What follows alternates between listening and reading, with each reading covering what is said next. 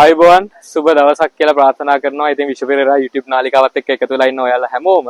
ඉතින් වෙනද වගේම අදත් විශේෂම වීඩියෝ එකක් ගෙනාවා A level ලියලා ඉවර කරපු ආදරණීය දුවල පුතාලා වෙනුවෙන්. ඉතින් අද වීඩියෝ එකේ මම අදහස් කරන්නේ දැන් A level ලිව්වට පස්සේ ඕගොල්ලෝ මොනවද කරන්න ඕනේ? මොකද A level ලියලා ඉවර වෙද්දී ඕගොල්ලෝ එක එක මට්ටම් වල ඉන්න දරුවෝ ඉන්නවා. ඉතින් ඒ හැමෝටම මොකද මම කරන්න ඕනේ මොනවද කරන්න පුළුවන් මේ දේවල් ගැන කතා කරන්න තමයි අද වීඩියෝ එකත් එක්ක මම ලෑස්තිලා ඉන්නේ. මොකද මම විභාගයට එක එක විදියට විභාගයෙන් පස්සේ ඉඳලා තියෙනවා. ඒ කියන්නේ පළවෙනි පාර විභාගෙ ලියලා මම දෙවෙනි පාර කරලා ලෑස්තිලා තියෙනවා. එහෙනම් මට ඒ අත්දැකීමක් තියෙනවා. ඒ වගේම දෙවෙනි පාර විභාගය අවසන් කරාට පස්සේ මම මෙඩිකල් ෆැකල්ටි එනකන් ගෙදරට වෙලා ඉඳලා තියෙනවා. කැම්පස් එනකන්. එතකොට ඒ කාලෙදි මොනවද කරන්න ඕනේ? එහෙනම් විශේෂයෙන්ම මට අත්දැකීම් එක්ක මගේ තියෙන අත්දැකීම් ඔයගොල්ලොත් එක්ක බෙදා ගන්න පුළුවන් වෙයි. හැම ආකාරයෙන්ම ළමයට ගැළපෙන විදියට. ඉතින් වීඩියෝ එකේ මුල් භාගයේ හින්දා මම තීරණය කරා කතා කරන්න මේ පළවෙනි පාර විභාගෙ ලියලා දෙවෙනි පාරකට හෝ එහෙම නැත්නම් දෙවෙනි පාරත් ලියලා තුන්වෙනි පාරකට බලාගෙන ඉන්න විභාගෙ ලියන්න බලාපොරොත්තු වෙන. ඒ කියන්නේ මේ පාර විභාගෙ හරියට කරගන්න බැරි වුණා කියලා හිතාගෙන ඉන්න දරුවෙක් ඉන්නවා නම් ඕගොල්ලන්ට තමයි මම මුලින්ම ආමන්ත්‍රණය කරන්නේ. මුලින්ම වීඩියෝ එකේ කතා කරන්නේ මොනවද කරන්න ඕනේ, කොහොමද වැඩ කරන්න ඕනේ. ඉතින් මං ගැනත් පොඩ්ඩක් අඳුනලා දුන්නොත් මම මේ වෙනකොට අවුරුදු 5ක් වෙච්ච ශ්‍රී ජයවර්ධනපුර විශ්වවිද්‍යාලයේ වෛද්‍ය පීඨයේ MBBS ඩිග්‍රිය අවසන් කරලා තියෙනවා. ඉතින් දැන් වෛද්‍යවරයෙක් විදියට තමයි ඊළඟට වැඩ කටයුතු කරන්න තියෙන්නේ. ඉතින් ඒ අත්දැකීමුත් එක්ක මම ඔයගොල්ලොත් එක්ක බෙදා ගන්න කැමතියි. කොහොමද ඕගොල්ලෝ දෙවෙනි පාරකට තුන්වෙනි පාරකට විභාගෙ ලෑස්ති වෙනවා නම් මේ මාස කිහිපේ වැඩ කරන්න ඕනේ කොහොමද කියලා. ඒ වගේම තමයි වීඩියෝ එකේ ඉතිරි භාගයේ මම ටයිම් ස්ටැම්ප් දාලා තියන්නම්. වීඩියෝ එකේ ඉතිරි භාගය ඔයගොල්ලන්ට පුළුවන් අපිත් එක්ක කතා කරන්න. මාගේ අත්දැකීම් බෙදා ගන්න මම කැමතියි. කොහොමද විභාගය හොඳට ලියලා ඉවර කරලා ඉන්න අයට ඉතුරු මාස කිහිපය ගත කරන්න ඕනේ. ඵලදායී විදියට වැඩ කරන්න ඕනේ කොහොමද කියලා. එහෙනම් වීඩියෝ එකේ මුලින් ඉඳන් අග වෙනකම් බලන්න. මොකද පළවෙනි පාර ලියලා දෙවෙනි පාර විභාගෙ ලියන්න බලාගෙන ඉන්න කෙනෙක්ට උනත් විභාගෙන් පස්සේ වැදගත් වෙනවා ඉතුරු වීඩියෝ එකේ වැදගත් උරු ටිකත්. ඒ වගේම මේ පාර ෂුවර් එකකින් ඉන්න ළමයට උනත් මේ මුල් ටිකත් බලලා තියාගන්න. ඔයගේ යාළුවෙක්ට හරි එතකොට උපදෙස් දෙනකොට ඒක වැදගත් වෙයි අනිවාර්යෙන්. හරි. ඉතින් මුලින්ම මම කිව්වා වගේ අපි මුලින්ම කතා කරලෙමු. දැන් එකපාරක් විභාගෙ ලියලා එහෙම නැත්නම් දෙවෙනි පාරත් විභාගෙ ලියලා තව පාරක් විභාගෙ ලියන්න වෙයි කියලා හිතාගෙන බය වෙලා ඉන්න දරුවෝ වගේම ඒ වගේම මොනවා වෙයිද කියලා හිතා ගන්න බැරිව ඉන්න ළමයින්ට තමයි අපි මුලින්ම ආමන්ත්‍රණය කරන්නේ මොකද කරන්න කියලා. හරි. එතකොට මේ මුලින්ම උදාහරණයක් කියන්නම්. මම 2017 A level විභාගය පළවෙනි පාර කරාට පස්සේ මම ලියපු විදිහට මම හිතුවා ඇත්තටම මේ තුනක් ගන්න පුළුවන් වෙයි කියලා. මොකද අන්තිම කාලේ මම මහන්සිලා වැඩ කරපු විදිහත් එක්ක. ඉතින් ඉතින් මුල් අවුරුද්ද සහ එකමාර ඇතුළත කාලයේ හරියටම මේක ફોකස් කරලා වැඩ කරපු නැති බව මම හොඳින් දන්න හින්දා මම හිතුවා පොඩ්ඩක් එහෙම වුණොත් එහෙම මොනවා වෙයිද දන්නේ නැහැ. නමුත් බලාගෙන ඉන්නවා රිසල්ට් එනකන් ඉන්නවා. ඉතින් සමහර ළමයි ඉන්නවා ඒ වගේ මං වගේම කරා නමුත් ෂුවර් එකක් නැහැ. ඊළඟ පාර කරන්න આવොත් කරන්න ලෑස්ති. නමුත් මේ පාරත් හොඳට කරා කියලා හිතන ළමයි කට්ටියකුත් ඉන්නවා. ඉතින් ඒ වගේම තමයි මේ පාර අන්තිම මොහොතේත් සමහරලාට හිතුණා මේ පාර නම් කරලා වැඩකුත් නැහැ. නමුත් ඊළඟ පාරම කරන්න ඕනි කියලා හිතෙනවා. නමුත් ගොඩක් අය ගුරුවරුන්ගේ සහ දෙමාපියන්ගේ තල්ලු කිරීම මත එහෙම නැත්නම් Tamanටම හිතලා කමන්නේ මේ පාරත් කරනවා කියලා හිතලා කරපු ළමයි ඉන්නවා. අනිවාර්යයෙන්ම දෙවෙනි පාර කරනවා කියලා හිතාගෙන ඉන්න කට්ටිය. ඉතින් ඒ කට්ටිය තමයි එතකොට අපි මුලින්ම මේ විදිහට ආමන්ත්‍රණය කරන්නේ. ඉතින් මේකෙදී මේ මුලින්ම මම කියන්න ඕනේ කතාව තමයි ඔයාලා යම් කිසි දෙයක් කරලා තියෙනවනේ කරපු දේ ගැන දැන් හිතන්න යන්න එපා. දැන් ඉතින් ඒක ඉවරයිනේ. ඉතින් අපි බලාගෙන ඉමු රිසල්ට් එක එනකම්. ඉතින් කරලා ඉවරෙච්ච දේ ගැන ආයි හිත හිතියා කියලා වැඩක් වෙන්නේ නැහැ. අනාගතේ ප්ලෑන් කරන්න තමයි ඕනේ. ඉතින් මම මුලින්ම කතා කරන්නම් දෙපැත්තට වැනි ඉන්න දරුවෝ ඉන්නවා නම් ඕගොල්ලෝ කමන්නේ රිසල්ට් එනකන් ඉන්න. එතකොට ඕගොල්ලෝ මම දෙවෙනි කාණ්ඩයට කියන කට්ටිය කියන දේවල් කරාට කමන්නේ නැහැ. නමුත් ඕගොල්ලෝ නම් මේ කතාව ටික අහගෙන හිටියත් ප්‍රශ්නයක් වෙන්නේ නැහැ. එහෙනම් මම ප්‍රධාන වශයෙන්ම කතා කරන්නේ දැන් පළවෙනි පාර කරා දෙවෙනි පාරක් කරන්න බලාපොරොත්තු වෙන්න.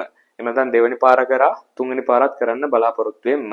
එතකොට ඒ අය ගැන තමයි මේ මුලින්මම කතා කරන්නේ. පළවෙනියටම කියන්න තියෙන දේ තමයි ඔයා සමහරට ෆ්‍රෙෂ් අයි කරපු ළමෙක් නම් ඔයා මේ පාර කරන්න මේ පාර විභාගේ කරාම කොන්ෆිඩන්ස් නැති වෙන්නේ. නැත්නම් කරන්න කලින්ම කොන්ෆිඩන්ස් නැති වෙන්න ප්‍රධානම හේතුවක් තමයි සිලබස් එක කවර් කරගෙන නැති වෙච්ච එක.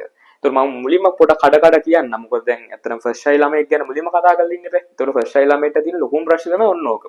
එහෙනම් මේ ෂයි එක ඒ කියන්නේ අදින් පටන් ගන්න එහෙම නැත්නම් මේ සතියෙන් පටන් ගන්න ඔයාගේ මේ වැඩපිළිවෙලේ පළවෙනිම කාර්යය වෙන්න ඕනේ අනිවාර්යයෙන්ම සිලබස් එක කවර් කරගෙන ඉන්න එක.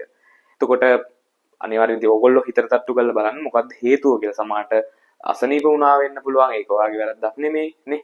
සමහරට ගෙදර ප්‍රශ්න එහෙම නැත්නම් වෙනත් ප්‍රශ්න හින්දා වෙන්න පුළුවන්. ඒක සමහරට ඔයාගේ ප්‍රශ්න නෙමෙයි. සමහරට ඔයාගේ ප්‍රශ්නයක් වෙනවා. ඔයා පන්ති කට් කරලා තිබ්බා. එහෙම නැත්නම් පන්ති ගිහිල්ලා නැතුව නේ. ඒ වගේ දේවල් එක්ක මේ හේතුව මොකක් වුණත් දැන් ඉතින් කරන්න දෙයක් නැහැ දරුවනේ.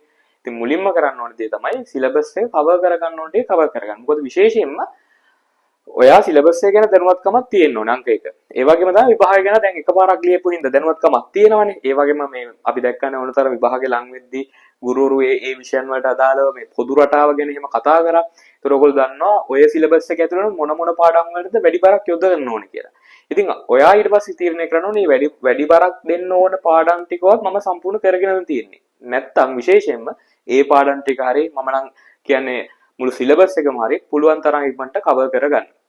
ඉතින් ඒ සඳහා විවිධ ගුරුවරුන්ගේ විවිධ ප්‍රෝග්‍රෑම්ස් තියෙනවා. දැන් මේ වීඩියෝ එක බලනවා යා බයෝ ෆිසික්ස් කෙමිස්ට්‍රි කරන දරුවෙක් වෙන්න පුළුවන්. එහෙම නැත්නම් වෙනත් විෂය මාලාවක වෙනත් විෂය ස්ට්‍රීම් එකක් නැත්නම් වෙනත් සබ්ජෙක්ට් ස්ට්‍රීම් එකක් කරන දරුවෙක් වෙන්න පුළුවන්. ඒ කවුරු වුණත් ඔය හැම ගුරුවරයෙක් ගාම සිලබස් එක නැවත වතාවක් කතා කරන විදිහේ රිවිෂන් ප්‍රෝග්‍රෑම් හොඳ රිවිෂන් ප්‍රෝග්‍රෑම් යනවා. ඉතින් ඒ Tamanට ගැලපෙන සර් කෙනෙක් ගාවට ගිහිල්ලා අදාළ පාඩම් ටිකවත් කවර් කරගන්න. ඉතින් සමහරලාට ඔයාට හිතෙන්න පුළුවන් පාඩම් ටික මට ඕනේ සමහර පාඩම් ටික විතරයි ඒ ටික කවර් කරගන්න මොකද කරන්න පුළුවන්. ඉතින් ඒකටත් සමහරට ඒ ගුරුවරුන්ගෙම මොනවා හරි ප්‍රෝග්‍රෑම් තියෙන්න පුළුවන්. එහෙම නැත්නම් ඔයාට හරීම පහසුයි YouTube නාලිකාවක් හොයාගෙන ඔයාට අවශ්‍ය සබ්ජෙක්ට් එකේ ඔයාට අවශ්‍ය පාඩම් ටික විතරක් බලා ගන්න තිබ්බනම් මොකද දැන් ගොඩාක් ගුරුවරුන්ගේ YouTube නාලිකා තියෙනවා.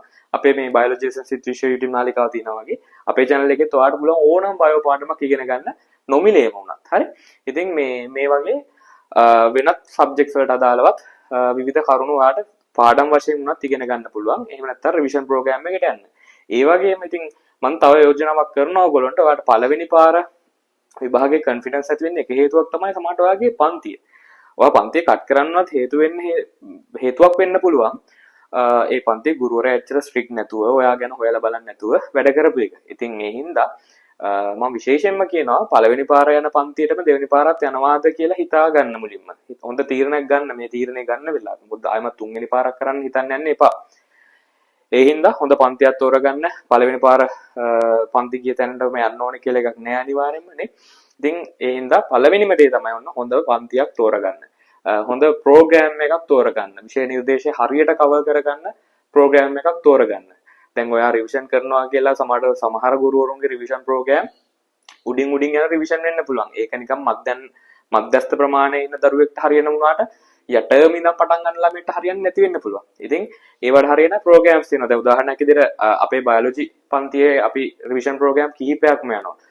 ළමයි බිඳුවේ ඉඳන් පටන් ගන්නවා නම් බිඳුවේ ඉඳන් පටන් ගන්න ළමයට උනත් පටන් ගන්න ඩිවයිස් විදියක් අපි හදලා දීලා තිනවා 26ට සහ 27 කියන පාර්ට් මේ තියරි පන්ති දෙකටම සහභාගී වෙලා එක ෆීස් කාඩ් එකකින් සම්බන්ධ වෙලා මුල් පාඩමේ ඉඳන්ම ඒ කියන්නේ එක දවසක මුල් පාඩමේ ඉඳන් මැද පාඩමකට වෙනකන් යනවා එක දවසක මැද පාඩමේ ඉඳන් අග පාඩමකට වෙනකන් යනවා. ඒ විදිහට එක ෆීස් කාඩ් එකකින් ගෙවාගෙන යන විදිහට ඉගෙන ගන්න හැකියාව තියෙනවා බිඳුවේ ඉඳන් පටන් ගන්න ළමයට උනත්. එහෙම නැත්නම් රිවිෂන් විදිහට දැන් තමයි මධ්‍යස්ථ ප්‍රමාණයක ඉන්නවා තව පොඩ්ඩක් උපමට්ටම් කරගන්න විතරයි තියෙන වගේ ළමයට නම් අපේ රිවිෂන් පේපර් ප්‍රෝග්‍රෑම් එකක් තියෙනවා. ඒ කියන්නේ රිවිෂන් බේස් විදියට නැත්තම් ක්වෙස්චන් බේස් විදියට රිවිෂන් එකක් යන පේපර් ක්ලාස් එකක් තියෙනවා. ඒ කියන්නේ දෙවෙනි පාඩම තුන්වෙනි පාඩම මේ විදියට කවර් කරගෙන ආවිල්ලා සිලබස් එකම පේපර්ස් වලින් කවර් කරලා ෆුල් පේපර්ස් කතා කරන පේපර් ක්ලාස් එකක් යනවා. ඉතින් ඒ වගේ ළමයි ඕනතරම් මේ හොඳ රිවිෂන් ප්‍රෝග්‍රෑම් යනවා ගුරුවරුන් ගාව. ඉතින් හොයලා බලන්න දැන් මේ සතියක් විතර ගත්තට ඒක හිතන්න එපා කාලේ නාස්තියක් කියලා. ඒක හොඳ ආයෝජනයක් වෙයි. පන්තියක් තෝරගන්න එක. හරි? ඒක වාගේ අනාගතේ වෙනස් කරන තැන වෙන්න පුළුවන්. එහෙනම් පළවෙනි දේ හොඳ පන්තියක් තෝරගන්න, හොඳ ප්‍රෝග්‍රෑම් එකක් තෝරගන්න. අංක 2. අර මං කිව්වා වගේ සිලබස් එක කවර් කරපු සැනින්ම අංක 2 එක මොකද්ද? ඔයා ප්‍රශ්න ෆෝකස් කරලා වැඩ කරන්න ඕනේ. මොකද දැන් ඔයාලට තේරෙන්නේ නැතිනේ පළවෙනි පාර එක්සෑම් කරද්දී ඔයා ප්‍රශ්න කොච්චර ලිව්වේ, පේපර් එකට ගියාට පස්සේ ඔයාලට මොකද උනේ කියලා. ඒ හින්දා අනිවාර්යයෙන්ම දැන් මාස 7ක වගේ කාලයක්නේ හරියට බැලුවොත් තියෙන මාස 8ක් වුණාට ඔයාලට වැඩ කරන්න කියලා මාස 7ක් නෙදින ඔය මාස 7න් අන්තිම මාස 4වත් අඩුම ගන්න හොඳේ. සමහර ළමයි ඉන්නවා මේ මාස 7ම ප්‍රශ්න විදියට වැඩ කරන ළමයි. හරි? ඒ කෙසේ වෙතත් අඩුම ගානේ මාස 4වත් තියාගන්න අන්තිම පේපර්ස් කරන්න. එක සබ්ජෙක්ට් එක නෙමෙයි සබ්ජෙක්ට්ස් තුනම. එතකොට මුල් මාස 3 පාවිච්චි කරගන්න කොහොම හරි කරලා වාගේ රිවිෂන් එක කරගන්න. එහෙම නැත්නම් අතපස් වෙලා තියෙන පාඩම් ටික සම්පූර්ණ කරගන්න මේ වගේ වැඩවලට. ඉතින් ඒක තමයි දෙවෙනි එක. තුන්වෙනි එක තමයි ඔයාට හොඳ යාළුවෙක් හදාගන්න ළමයි. හරිද? මොකද ඔයාට තේරෙනවා දිනවා ඔයාගේ ෆස්ට් අයි එක නාස්ති වෙන්න තව ප්‍රධාන හේතුවක් වෙන්න පුළුවන් ඔයත් එක්ක හිටපු යාළුවන් ටික. මොකද සමහරවිට ඔයාට උනන්දුවක් තිබ්බට ඔයාට ඉලක්කයක් තිබ්බට ඔයාගේ වටේ ඉන්න අයට ඉලක්කයක් නැත්නම් ඔයාවත් මොන පැත්තටද යන්නේ ළමයි? අර අනිත් පැත්තට තමයි ඔයාටත් යන්න වෙන්නේ. ඉතින් ඒක කරන්න දෙයක් නෑ. ඒක තමයි ස්වභාවය. ඉතින් ඔයා ඒක තේරුම් අරගන්න. සමහරට ගොඩක් වෙලාවට ඔයත් එක්ක ෆස්ට් අයි කරපු යාළුවෝ දැන් සෙකන්ඩ් අයි කරන්නේ නැති වෙන්න පුළුවන්. බොහෝ විට. මොකද ඒගොල්ලෝ සමහරට වෙනම අරමුණක් ඔළුවේ තියාගෙන වෙන්න පුළුවන් ඒ එක පැති වලට ගියේ. ඒගොල්ලෝ සමහරට දෙමාපියෝ ප්‍රයිවට් කැම්පස් වලට යන්න උදව් කරනවා, රට යන්න උදව් කරනවා. නමුත් ඔයා ඒවා දැනගෙනවත් නෙමෙයි අඩුම තරමේ අදාළ නැති වැඩ කරලා තියෙන්නේ. ඉතින් මේ පාර මේ දෙවෙනි පාර විභාගයේ ඉඳ තනියෙන් හරි කමන්නේ කොට දා ගන්නවා කියලා හිතාගෙන වැඩ කරන්න පටන් ගන්න. හරි. එහෙම නැත්තම් හොඳ ඔයාගේ වගේම ඉලක්කයක් තියෙන දරුවෙක් එක්ක එකතු වෙන්න. එයා කොයි මට්ටමේ හිටියත් කමන්නේ ඔයාගේ ඉලක්කයම තියෙන. නිකන් ඔහේ තුනක් අරන් පාස් වෙනවා. ඔයාට තියෙන යාළුවට තියෙන මේ වගේ බලාපොරොත්තු. නමුත් ඔයාට තියෙන්නේ හොඳ ඒ තුනක් අරගෙන මෙඩිකල් ෆැකල්ටි යනවා. එහෙම නැත්නම් ඉංජිනේරින් ෆැකල්ටි යනවා. එහෙම කියලා බලාපොරොත්තුවක් තියෙන ඔයාට යාළුවට තියෙන අරන් බලාපොරොත්තුවක් නම් ඒත් හරියන්නේ නැති වෙන්න පුළුවන්. හරි. එහෙම යාළුවෙක් වුණත් කමන්නේ. යාළුවා ඔයාට පුළුවන් නම් වෙනස් කරගෙන ඔයාගේ ගමනාන්තයටම ගෙනියන්න. ඒක වෙනම කතාවක්. හරි. ඉතින් ඔන්න ඔය කතා තුන හොඳට ඔළුවේ තියාගෙන ඔයාගේ සෙකන්ඩ් අයි එක ප්ලෑන් කරන්න ෆස්ට් අයි ලියපු දරුවෙක්. හරි. එතකොට සෙකන්ඩ් අයි එකත් ලියලා එහෙම නැත්නම් තර්ඩ් අයි එකක් ලියන්න ලෑස්ති වෙන දරුවෙක්ට කතා කරනකොටත් මට කියන්න තියෙන්නේ දැන් ඔයාට සිලබස් එකේ කවර් කරගන්න දේවල් නම් නැතුව ඇතිනේ. ඒතර ඔයාට මට කියන්න තියෙන්නේ දෙවෙනි පොයින්ට් එක සහ තුන්වෙනි පොයින්ට් එක. ඒ කියන්නේ කවර් කරගත්තට පස්සේ දැන් ඔයා ප්‍රශ්න මූලික කරගෙන ඔයා රිවයිස් කරන්න පටන් ගන්න ඕනේ. හරි. ඒතර සබ්ජෙක්ට්ස් තුනටම. ඒ වගේම වැඩිපුර ફોකස් කරන්න ඕනේ මොනවද කියලා බලන්න ඕනේ. පේපර් එකට වැඩිපුර ඇවිල්ලා තියෙන්නේ මොනවද කියලා, මේ පාර පේපර් එකට එන්න පුළුවන් මොනවද කියලා තීරණය කරලා ඒවට අදාළව වැඩිපුර වැඩ කරන්න ඕනේ. සහ තුන්වෙනි එක අර මම කිව්වා වගේම හොඳ යාළුවෝ සෙට් එකක්, පුළුවන් තරම් අඩු යාළුවෝ සෙට් එකක්, එක්කෙනෙක් දෙන්නෙක් තුන් දෙනෙක් වගේ තෝරගෙන ඒ අයත් එක්ක වැඩ කරන්න. විශේෂයෙන්ම යාළුවෝ දෙතුන් දෙනෙක් ඉන්නකොට සමහරලාට එක යාළුවෙක්ට බයෝ පුළුවන්, එක යාළුවෙක්ට කෙමිස්ට්‍රි පුළුවන්, එක යාළුවෙක්ට ෆිසික්ස් පුළුවන්. ඒතකොට ඔය තුන් දෙනාට පුළුවන් මොනව කරන්නද? එකට එකතු වෙලා එක එක්කෙනාට දේවල් කියලා දෙන්න. එතකොට කියලා දෙන කෙනාටත් ඒක හොඳයි. ඒ වගේම අහන් ඉන්න කෙනාටත් ඒක හොඳයි. ඉතින් මේ වගේ ප්‍රෝග්‍රෑම්ස් පටන් ගන්න මේ මාස 7 වැඩ කරන්න. ඉතින් මගේ සෙකන්ඩ් අයි එකට මම වැඩ කරනකොටත් මට ගොඩාක් යාළුවෝ හිටියේ නෑ. එතකොට සෙකන්ඩ් අයි එකේ කාලේ මම try කරා මම ඉගෙන ගන්න සමහර දේවල් යාළුවන්ට කියලා දෙන්න. ඉතින් ඒ භාෂාවත් එක්ක මට පුළුවන් වුණා ටියුෂන් ක්ලාසස් කරන්නත්, බයෝ ගන්නත් ළමයින්ට ඊට පස්සේ මගේ එක්සෑම් වලින් පස්සේ.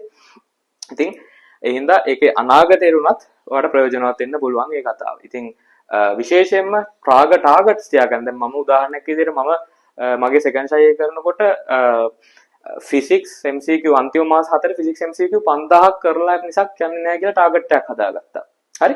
ඊට පස්සේ ප්ලෑන් හදාගත්තා එක එක. ඒ කියන්නේ මම විභාගයට යන්න කලින් කෙමිස්ට්‍රි එකට යන්න කලින් දැන් ඕගොල්ලෝගේ ස්ට්‍රක්චර් එක නෙමෙයි මම A level දින කාලේ තිබ්බ ස්ට්‍රක්චර් එක අපේ තිබ්බේ අපේ 2017 සහ 18 A level දීපු කෙනෙක්නේ. ඒතකොට ඒ පාරවල තිබ්බේ මේ විභාගේ පොඩක් වෙනස් මේ ප්‍රශ්න තෝරා ගැනීම කෙමිස්ට්‍රි වල. ඒතකොට අනිවාර්යයෙන්ම අපිට හැකියාවක් තිබ්බා කර්මාන්ත ප්‍රශ්න තෝරා ගැනීම හැකියාවක්. ඉතින් මම මොකද කරේ මම ප්ලෑන් එකක් හදාගත්තා විභාගයට යන්න කලින් පහුගිය අවුරුදු 15ක විතර කර්මාන්ත ප්‍රශ්න ටිකයි පරිසර ප්‍රශ්න ටිකයි කරගෙන යනවා.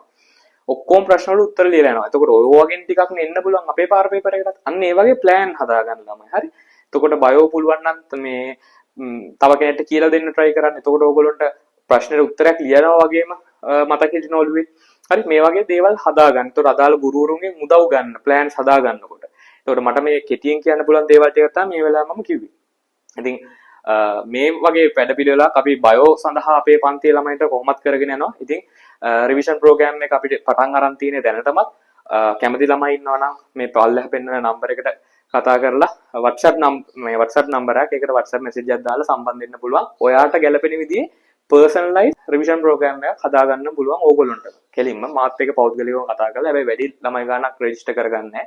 එහෙනම් පුළුවන් තරම් ඉක්මනට WhatsApp message එකක් දාලා රෙජිස්ටර් වෙන්න. ඉතින් අර මම කලින් කිව්වා වගේ බිඳුවේ ඉඳන් පටන් ගන්න ළමයෙක්ට උනත් කරගන්න ප්‍රෝග්‍රෑම් එකක් තියෙනවා.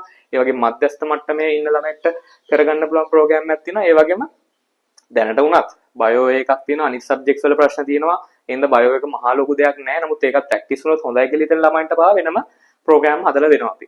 ඉතින් ওই ටික තමයි මට කියන්න තියෙන්නේ මේ පාර දෙවෙනි පාර තුන්වෙනි පාර කරන්න හිතන් ඉන්න ළමයින්ට.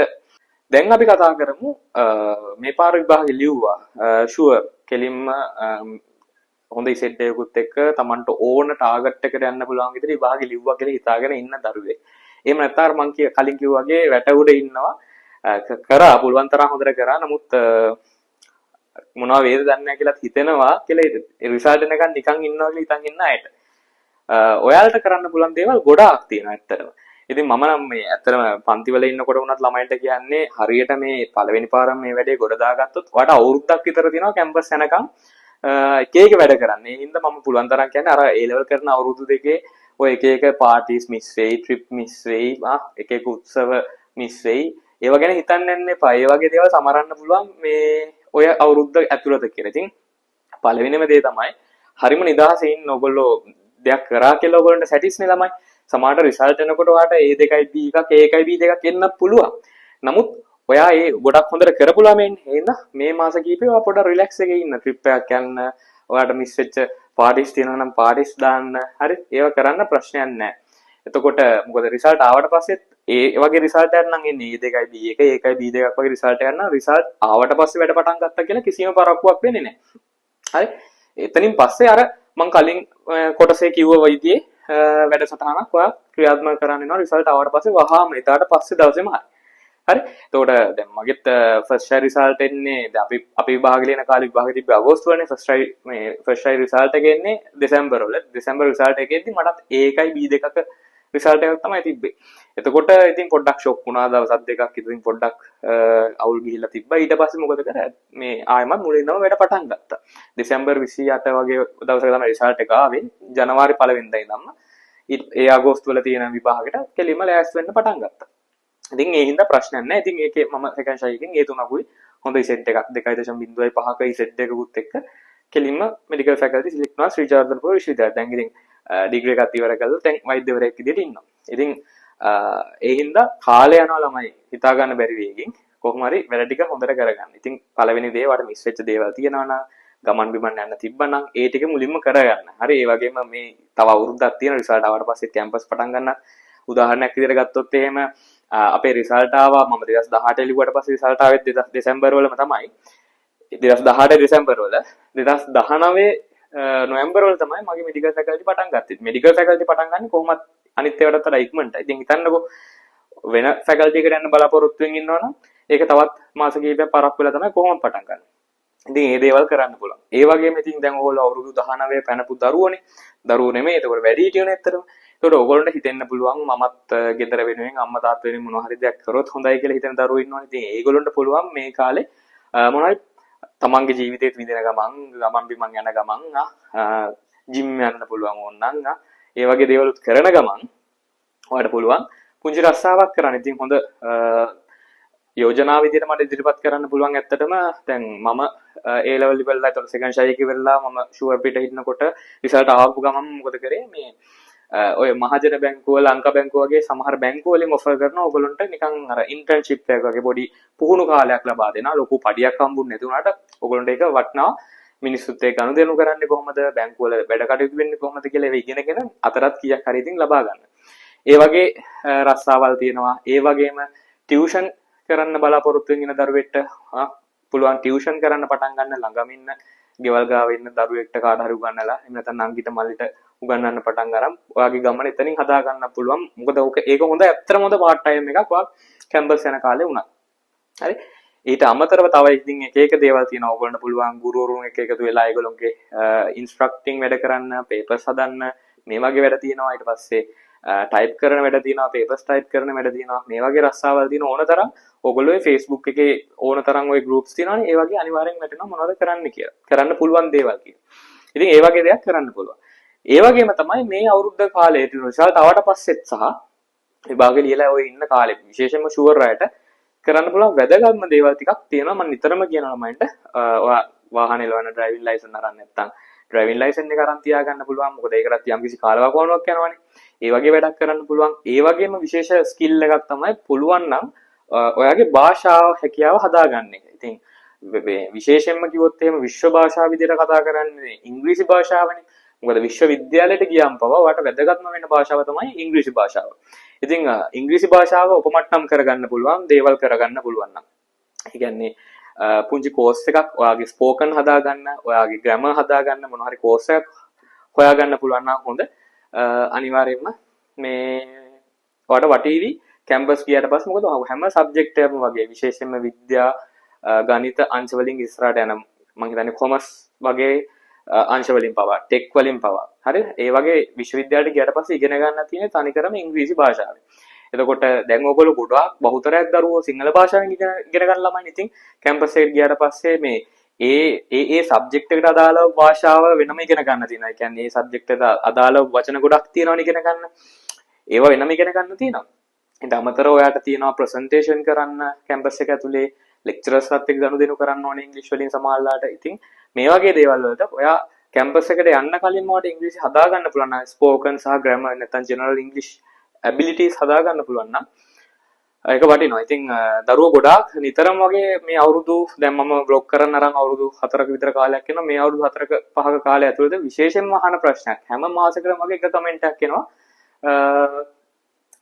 ඉංග්‍රීසි හදාගන්නේ කොහොමද? කැම්පස් යන්න කලින් ඉංග්‍රීසි හදාගන්නේ කොහොමද? කැම්පස් ගියාම ඉංග්‍රීසි හදනවද? කැම්පස් එකේදී ඉංග්‍රීසි වැදගත් වෙනවද? ඉතින් ඒ වගේ ප්‍රශ්න ටිකක් අහනවමයි අනිවාර්යෙන්. විශේෂයෙන්ම ඒ ලෙවල් ඉවර වෙච්ච ගමන් මගේ vlogs බලන දරුවෝ. ඉතින් ඒගොල්ලොන්ට මට රෙකමන්ඩ් කරන්න මොන හරි ඉංග්‍රීසි කෝස් එකක් තියනවාද කියලා අහපු වෙලාවක ඉතින් මට දෙන්න පුළුවන් උත්තරයක් තමයි. දැන් මේ ළඟදී මම පොඩක් හොයලා බැලුවා මොනවද ඒ වගේ අපිට රෙකමන්ඩ් කරන්න පුළුවන්. මම විශ්වවිද්‍යාල ශිෂ්‍යෙක් විදිහට හිටපු කෙනෙක් විදිහට විශ්වවිද්‍යාලයට යන්න බලාපොරොත්තු වෙන දරුවෙට රෙකමන්ඩ් කරන්න පුළුවන් කෝසස් මොනවද තියෙන්නේ කියලා. එතකොට මට හම්බුණා මේ ඉංග්‍රීසි කෝස් එක. ඉතින් ඒක ගැන මම වචනයක් දෙකක් කතා කරොත් එහෙම ඔයගොල්ලන්ට පළවෙනිට වෙන ප්‍රශ්නේ තමයි මේක සුදුසුකම්ලත් ගුරුවරුන්ද උගන්වන්නේ කියන එක. ඔව් මේක විශ්වවිද්‍යාලවලත් ඉංග්‍රීසි භාෂාව වෙනමම ඉගෙන ගන්න තියෙනවා. දැන් විශේෂයෙන් අපි මෙඩිකල් ෆැකල්ටි ගියාම පළවෙනි මාස ඔරියන්ටේෂන් ප්‍රෝග්‍රෑම් එකක් යන්නේ. මේ මාසය තුල අපිට උගන්වන්නේ ඉංග්‍රීසි සහ IT කියන විෂයන් දෙක. ඉතින් කැම්පස් වල ඒ හින්දා වෙනමම තියෙනවා ඉංග්‍රීසි භාෂා ඒකකයක් වෙනම තියෙනවා. ෆැකල්ටි වලට වෙනම ඉංග්‍රීසි භාෂා ඒකක තියෙනවා. ඒ වගේ ඉන්නවා ඉංග්‍රීසි උගන්වන වෙනම කතිකාචාර්යවරුන්. ඉතින් විශේෂත්වයක් වෙන්නේ මේ කෝස් එක මෙහෙවන්න සම්පූර්ණයෙන්ම ඒ වගේ විශ්වවිද්‍යාලවල ඉංග්‍රීසි භාෂාව උගන්වන කතිකාචාර්යවරුන්. ඉතින් ඉංග්‍රීසි උගන්වන්නම පුහුණුලත් කතිකාචාර්යවරුන් වීම ගොඩක් වාසනාවක් ඕගොල්ලොන්ට. ඒ වගේම ඉතින් ඕගොල්ලෝ හිතන්නේ නැති එතකොට මේක ලොකු ගාණක් දෙන එකක්ද දන්නේ නැහැ. මේ මොකද දැන් කතිකාචාර්යවරුන් ටිකක් ඇවිල්ලා උගන්වන්නේ නෑ. ඉතින් මේකට බොහෝමයක් දරුවෝ සම්බන්ධ වෙන හින්දා ඊටමත්ම අඩු මුදලකට ඔයගොල්ලන්ට මේකත් එක්ක සම්බන්ධ වීමේ හැකියාව තියෙනවා. ඉතින් රුපියල් 6000ක් වගේ මුදලකට ඔයගොල්ලන්ට ස්පෝකන් ඉංග්‍රීසි පාඨමාලාව හදාරන්න හැකියාව තියෙනවා. අදාළ මාස 3ක කාලයක තියෙන ප්‍රෝග්‍රෑම් එකේ. ඒ වගේම ඔයා මේ වීඩියෝ එක බලලා ඒ කියන්නේ විශ්ව පෙරේරා සර්ගේ නැත්නම් විශ්ව පෙරේරා බයොලොජි channel එකෙන් එහෙම නැත්නම් විශ්ව පෙරේරා channel එකෙන් ඔයා මේක බලලා තමයි දැනගත්තේ කියලා කිව්වොත් එහෙම ඔයාලට ලොකු ඩිස්කවුන්ට් එකක් ලබා ගැනීමේ හැකියාවකුත් තියෙනවා. ඒ වගේම ඊටාමත්ම අඩු මුදලක් වුණාට මේක දෙන්න තියෙන්නේ. ඒක වුණත් ඔයාලට ඕන නම් වාරික වශයෙන් ගෙවීමේ හැකියාව තියෙනවා කතා බහ කරලා. ඉතින් ඔයාලට මූල්‍යමය තිනුත් වාසි සහගත වෙන අවස්ථාවක් මේක උදා කරලා දීලා තියෙන්නේ. ඒ වගේම ඊටමත් වාසනාවන්ත අවස්ථාවක්. මොකද විශ්වවිද්‍යාලයකම පුහුණු ගුරුවරුන් විසින් තමයි ඔයගොල්ලන්ට මේක උගන්වන්නේ. ඉතින් මේක ජනවාරි වල තමයි පටන් ගන්නවා කියලා මට ආරංචි වුණේ. ඉතින් එහෙනම් ඉක්මනටම රෙජිස්ටර් වෙන්න මම වැඩි විස්තර දාලා තියෙනවා මගේ වීඩියෝ එකේ ඩිස්ක්‍රිප්ෂන් එකේ. ඔයාලට බලන්න පුළුවන්. ඉතින් තව වැඩිපුර විස්තර ඔයගොල්ලන්ට ඒගොල්ලොත් එක්ක කතා කරලා දැනගන්න පුළුවන්. ඒ හින්දා ඉතින් මේ වගේ ඉංග්‍රීසි කෝස් එකක් කරන එක ඔයගොල්ලන්ට අපතේ යන එකක් නෑ ළමයි. ඉතින් තවදුරටත් ඉංග්‍රීසි කෝසස් ගොඩාක් එහෙම ඇති. ඔයගොල්ලෝ හොයලා බලන්න. ඔයගොල්ලන්ට හරියන ඔයගොල්ලන්ට ළඟපාතතයන් තියෙන්න පුළුවන් හොඳ ඒවා. ඒ වගේ එකක් හරි තෝරගෙන ඉංග්‍රීසි කෝස් එකක් හදාරුවා කියලා වැරද්දක් වෙන්නේ නැහැ. පුළුවන් නම් ඔයගේ IT skills උත් හදාගන්න. මොකද මොන පැත්තට ගියත් මෙඩිකල් ෆීල්ඩ් එකේ වුණත් ડોක්ටර් කෙනෙක් වුණත් ඔයාලට IT වලින් වැඩ කරන්න ඕන වෙනවා. දැන් උදාහරණයක් කිව්වොත් එහෙම අපේ දැන් OPD ගත්තොත් එහෙම OPD එකක් කියන්නේ outpatient department ඉස්පිරිතාලයක තියෙනවානේ එළියෙන් එන රෝගීන්ට බෙහෙත් අරගෙන යන්න පුළුවන් තැන. අර ඩිස්පෙන්සරි තියෙනවා වගේ. ඉතින් ඒ වගේ දැන් බොහෝමයක් හොස්පිටල්ස් වල සම්පූර්ණයෙන්ම කම්පියුටරයිස් කරලා තමයි තියෙන්නේ. කියන්නේ පරිගණක මාර්ගයෙන් තමයි සම්පූර්ණ ප්‍රෙස්ක්‍රිප්ෂන් ලියන්නේ. අතර දෙන්නේ නැහැ. කෙලින්ම print එකක් තමයි යන්නේ. මේ දේවල් කම්පියුටරයිස් කරලා තියෙන. ඉතින් පරිගණක ගැනත් ඉගෙන ගන්න හැකියාවක් තියෙනවා නම් පුළුවන් නම් ඉගෙන ගන්න. ඒ වගේම සමහරට ඕගොල්ලන්ට දැනටමත් අයිඩියා එකක් තියෙන්න පුළුවන් වෙන රටකට යෑමේ අදහසක්. සමහරට ඒක ජපානයේ වගේ රටක් නම් ඔයාලට පුළුවන් ජපන් භාෂාව වගේ භාෂාවක් ඉගෙන ගන්න. එහෙම නැත්නම් ඕස්ට්‍රේලියාව, UK, USA වගේ රටකට යනවා නම් ඔයගොල්ලන්ට පුළුවන් ඒ සඳහා තියෙන IELTS වගේ විභාග වලට අදාළව ඉගෙනගෙන ඒවා පොඩ්ඩක් වැඩි දියුණු කරගන්න හැකියාව තියෙනවා නේ. ඉතින් මේ වගේ දේවල් ඔයගොල්ලන්ට කරන්න පුළුවන්. ඉතින් තව ගොඩාක් දේවල් තියෙනවා. අපි හිමීට පොඩ කතා කරමු. මම මතක් වෙන වෙලාවට වීඩියෝස් දාන්නම් තව මොනවද ඔයගොල්ලන්ට කරන්න පුළුවන් කියලා. ඉතින් විශේෂම කාරණාව තමයි ඔයා රිසල්ට් එනකන්වත් අඩුම තරමේ ඔයාට හොඳ කොන්ෆිඩන්ට් තිබ්බ ළමයෙක් නම් පේපර් එක ලිව්වා කියලා රිසල්ට් එනකන්වත් අඩුම තරමේ ජීවිතේ විඳින්න. මොකද ගොඩක් වෙලා රිසල්ට් ආවට පස්සේ මෙඩිකල් ෆැකල්ටි, ඉන්ජිනියරින් ෆැකල්ටි වගේ හොඳ ෆැකල්ටි වලට තේරුණාට පස්සේ සමහරට කැම්පස් එක ඇතුලේ ආයෙමත් තියෙනවා ගොඩාක් වැඩ කරන්න. නිදි මරාගෙන විභාග වලට ලෑස්ති වෙන්න තියෙනවා. වෙලාවල් හම්බ වෙනවට ඕන දේවල් කරන්න. නමුත් එහෙනම් පුළුවන් කාලේ උපරිමයටම ජීවිතේ විඳින්න, ට්‍රිප් යන්න, සතුටින් ඉන්න. හරි. ඉතින් කැම්පස් ඇතුළේදීත් මොන වගේ දේවල්ද වෙන්නේ කියලා අපි වෙනම වීඩියෝ එකකින් කතා කරමු. කැම්පස් තේරෙන රිසල්ට් කියන්නේ ඔයගොල්ලෝගේ කට් ඔෆ් මාක්ස් එහෙම ආවට පස්සේ ඔයගොල්ලෝ තේරලා තියෙන කැම්පස් ගැන. ඒ වගේම මම ඉදිරියට බලාපොරොත්තු වෙනවා තවත් ප්‍රෝග්‍රෑම් එකක් කරන්න විවිධ කැම්පස් වල විවිධ පාඨමාලා ගැන දැනුවත් කිරීමේ වැඩසටහනක් ඔයගොල්ලන්ට කියන්නේ. ඒ හින්දා අනිවාර්යෙන්ම මේ channel එක subscribe කරන්න නැතුව යන්න එපා. subscribe කරලා bell icon එකත් on කරලා තියාගන්න. එතකොට මම වීඩියෝ එකක් දාපු ගමන් ඔයගොල්ලන්ට පණිවිඩය ලැබෙවි. එහෙනම් ඊළඟ වීඩියෝ එකෙන් හම්බ වෙනකන් ඔයාලා හැමෝටම ජය වේවා. වැඩි විස්තර ගොඩාක් තියෙනවා මේ description එකේ සහ comment section එකේ. එහෙනම් හැමෝටම ජය වේවා.